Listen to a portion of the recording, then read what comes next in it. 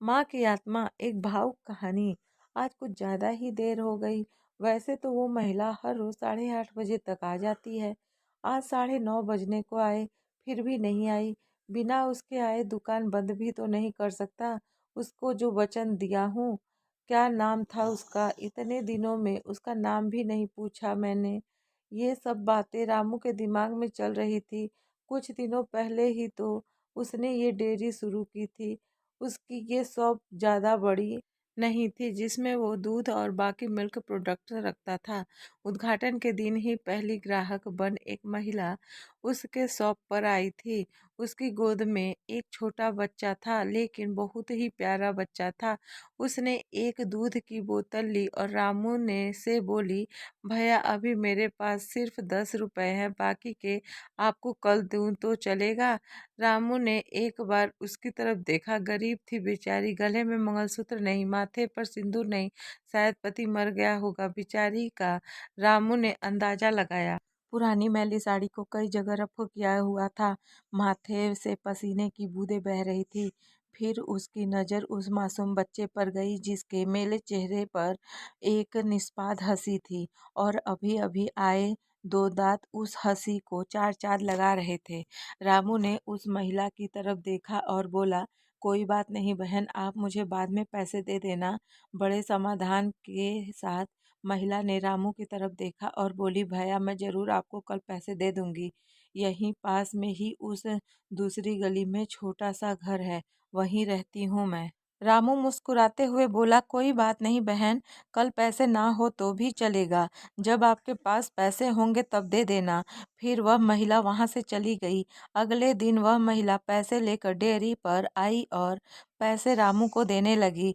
रामू ने पैसे लेने से मना कर दिया और बोला, नहीं बहन, मैं यह पैसे नहीं ले सकता, क्योंकि कल आपने मेरी बोहनी की और कल मुझे 2,000 का फायदा हुआ।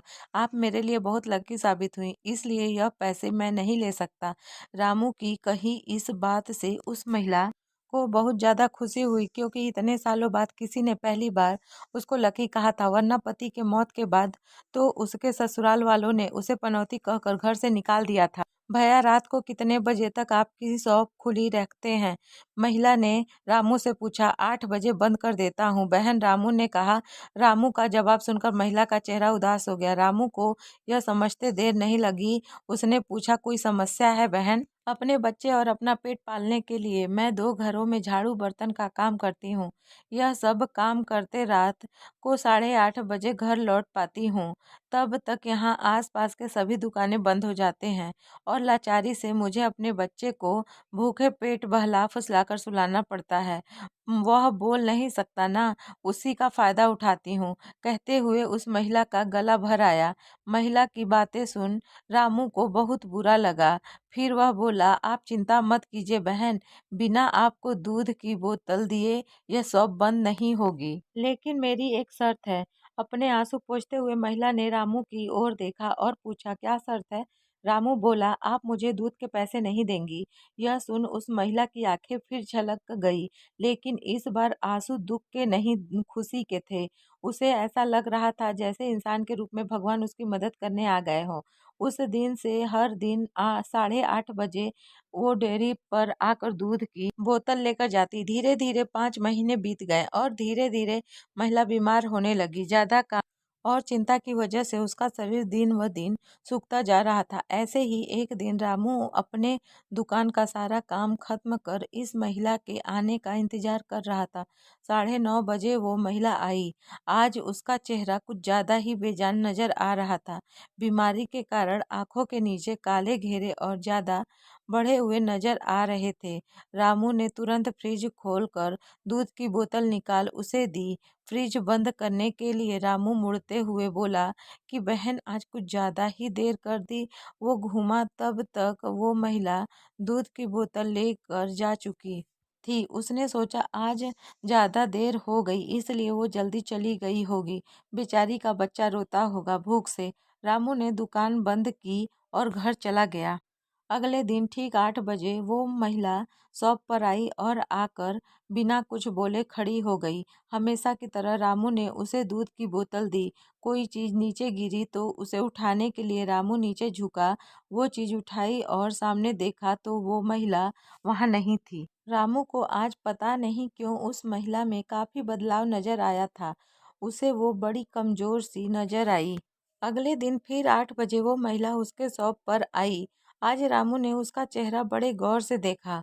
उसका चेहरा सफेद पड़ चुका था, मानो उसके चेहरे का तेज कब का जा चुका हो। उसने सोचा, बेचारी गरीब महिला करे भी तो क्या, ना किसी का सहारा, अच्छी आमदनी, जरूर पैसों की कमी की वजह से बीमार होते हुए भी दवाई नहीं कराई होगी। रामू जल्दी से अपनी शॉप बंद कर अपने घर गया।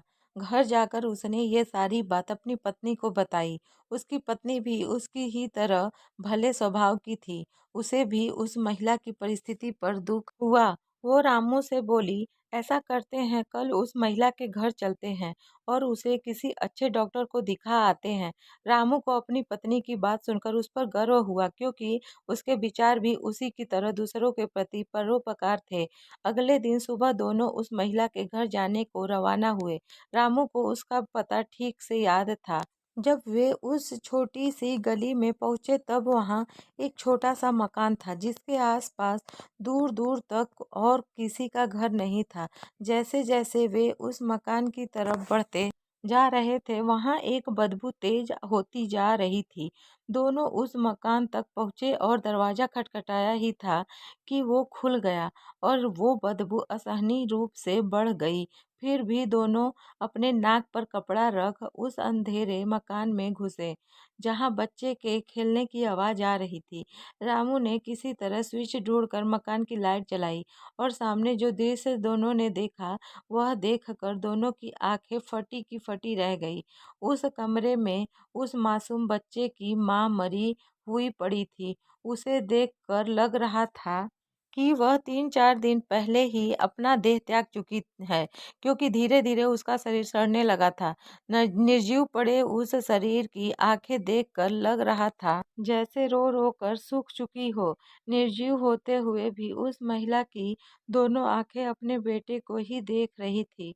उसका बच्चा भी अपनी माँ की आंखों में देखकर खेल रहा था, जैसे उसे लग रहा था कि माँ उसके साथ खेल रही है और उसका पूरा ध्यान उसी पर है। वहीं पास में ही दूध की 3-4 खाली बोतलें पड़ी हुई थी। यह दृश्य देखकर रमेश और उसकी बीवी दोनों अचंभित रह गए। दोनों के रोंगटे खड़े हो गए। रामू को अभी भी विश्वास नहीं हो रहा था कि एक मरी हुई माँ अपने बच्चे के लिए उसके पास से दूध लेकर जाती थी। रामू ने और उसकी बीवी ने उस महिला का विधिवत अंतिम संस्कार किया और उस बच्चे को रामू ने अपने बीवी के हाथों में रखा। उसने भी उस बच्चे को बड़े प्यार से लिया और दोनों ने उस बच्चे को गोद ले लिया।